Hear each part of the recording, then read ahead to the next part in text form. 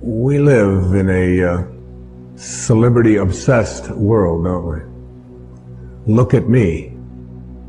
Notice me. The Tao teaches something completely the opposite. Listen to the 66th verse of the Tao. Water again. The sea stays low.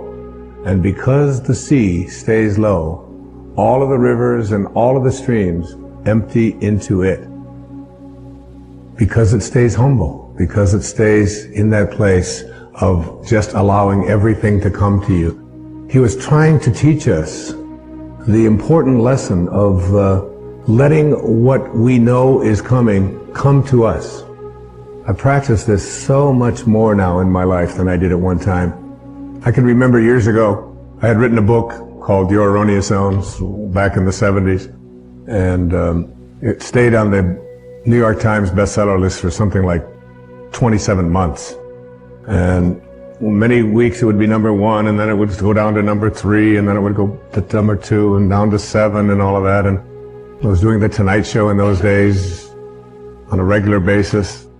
And what you do is you call and find out where you appear on the bestseller list for the following week on Wednesday. So you call up on Wednesday, not for the Sunday coming up, but for the following week. And I called home, and my ego was pretty strong, and I was very much into a lot of notice me. I really believe that true nobility is not about being better than anyone else now. It's about being better than you used to be. And I think I'm better than I used to be. And I know that I'm better than I used to be in every quality or every characteristic that I hold to be valuable. But in those days, I was into notice me. And I called home, and I had trained my wife to call the New York Times. She had this special number that she could call, and with a certain code, and she could find out where I was going to appear on the bestseller list the following week. So I called her up, and I said, where am I on the bestseller list next week? I was out in California doing something, and she said, you're not on the bestseller list. I said, what are you talking about? I was number 1 on the bestseller list last week. I said, even my voice changed when I said, what do you mean I'm not on the bestseller list? She said, you're not on the bestseller list. I'm sorry. She said, your book is on the bestseller list. Big distinction there, isn't it? Between believing that this is me and recognizing that you can let go a little bit of that. Listen to verse 66 of the Tao. Why is the sea king of 100 streams? Because it lies below them. Humility gives it its power.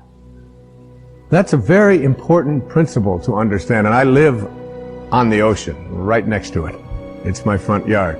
And always I watch it to learn something from this thing called the ocean, which is the most powerful source of life that we have on the planet. Without it, there's no life on this planet. And because it stays low. So what does this have to say to us? Do you have the capacity to get past that ego need to always be saying, notice me, look how important I am? There's been a proliferation of this lately with this celebrity silly stuff, isn't it? CNN is doing full hour shows on silly little things about what happened to this particular celebrity or what happened to that celebrity, and the celebrity's never even done anything. And there's all of this talk about it, and all of the new magazines.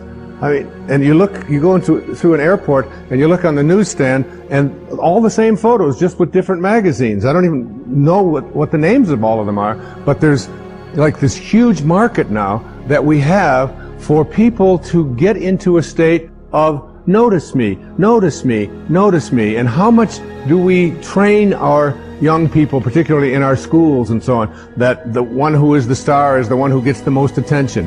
The one who is the most important and the most valuable is the one that has the most people liking them, and so on. This constant obsession with needing to be noticed. When in fact, what I have found for myself is the happiest moments of my life are when I can do it low and slow and not have anybody out there even know what I'm doing. To be able to, Louise never would have advertised the fact of some of the things I talk about with her generosity. She does it anonymously. It's almost always done in those ways.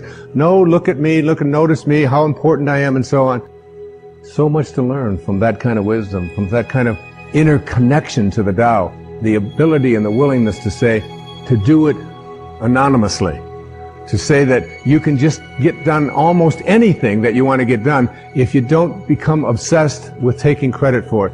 Remember the movie The Magnificent Obsession? A movie made back, I think, in the 50s. And it was really about what was the magnificent obsession. It was the ability to be able to give anonymously.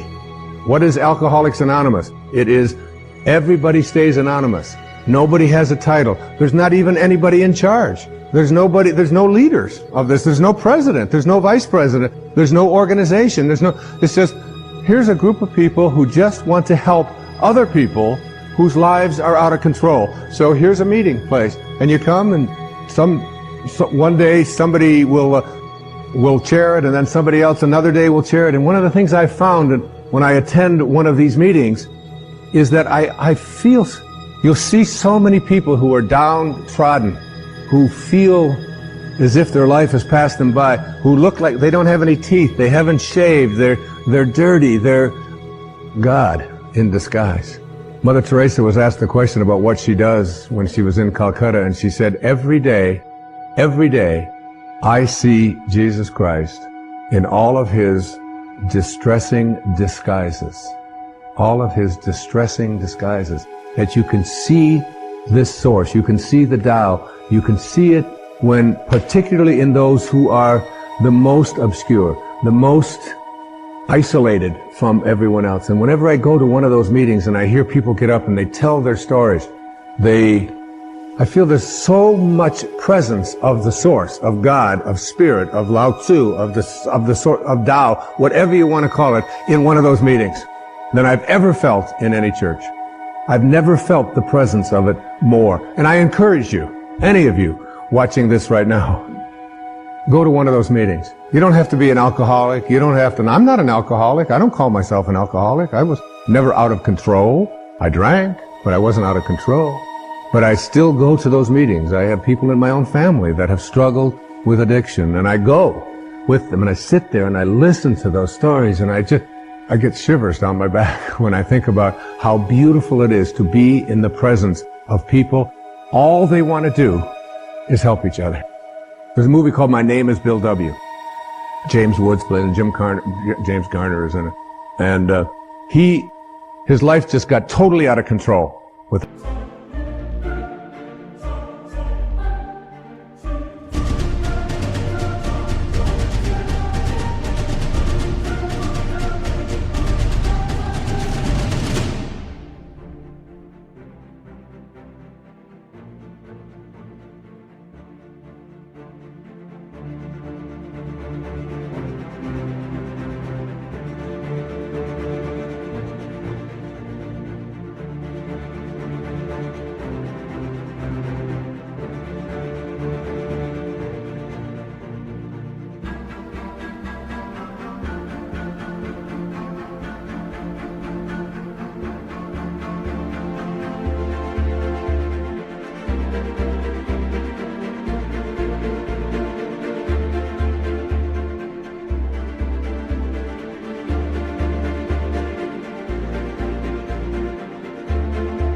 addictions, totally out of control. And then he went to one of these meetings, and he began to realize, and he said, we can actually take these people, and all we have to do is love them. All we have to do is, and he's so excited about the concept of being able to go out there and offer it. And I keep referring to Louise because she's such a hero to me. There was a time back in the 80s when our president wasn't even able to say the word AIDS, was he? I mean, he could come on. And here was this lady who, before this thing became the worldwide phenomenon that it is, was having meetings in her own house and bringing these people, these downtrodden people who had been labeled outcasts in society, and offering them a place to learn how to love each other and to care for each other. This was long before there was any celebrity status associated with trying to end this horrible crisis that our country has and our world has had. There was James Wood, so excited about the idea of we can create a place where we're anonymous. Nobody has to know anything about us. We don't have to say our names. We don't have to say anything. We just have to come there and we can...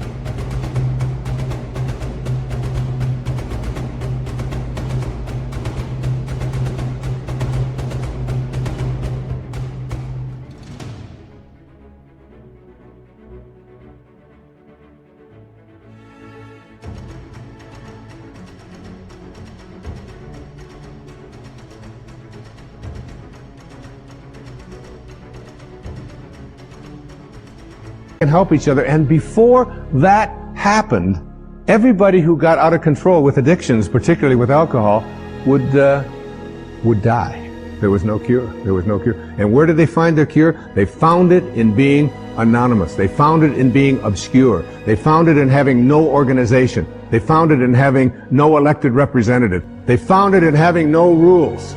There are no rules. You just come and we care. If you've been 1 day or 1 hour sober, or even if you're drunk, you come. We care about you. And you are not that alcohol. Who you are.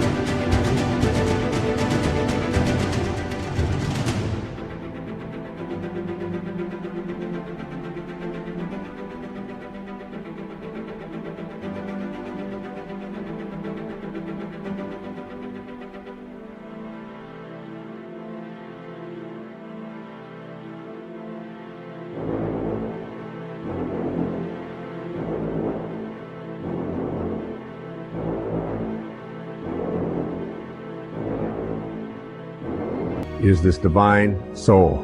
In the 36th verse of the Tao Te Ching, it says, "The gentle outlast the strong. The obscure outlast the obvious." Try to become a little more obscure, a little less interfering, a little less notice me, a little less, one of the specific kinds of things that you can do is just as you're about, when somebody else is talking, just as you're about to interject what you've been thinking about for the whole time, waiting for them to stop talking, just stop, to bite your tongue and say, "Tell me more." Or, "That's very interesting. I have never heard that point of view before." Even if they totally, completely disagree with everything that you stand for, to be willing to listen, to be able to stop. Practice it. I practiced it when I did these verses of the Tao. I practiced it every single day while I was working on that. Just staying obscure. And for me, that's not always so easy because of just being recognized wherever I go. And if I saw someone who was about to recognize me, I would just put my head down. I would just walk a little bit past them like something. Right now, I just want to be anonymous. Right now, I want to be obscure. The Tao says, storms always end. Verse 23, fierce winds don't blow all morning. A downpour of rain doesn't last all day. Who does this? Heaven and earth. You're already connected to everything you want or need. It will come to you at the exact perfect time, as the rivers and the streams come to the ocean at the perfect time and place. You gotta trust. You gotta know it's going to come to you. You don't have to chase after it. You can become a little less obsessed with your ego and your self-importance and who you are and what you've done, and you can get so much more done. And you know what? It's the most peaceful and sweet, delicious way. It's like the song that Cecilia was singing about the rose.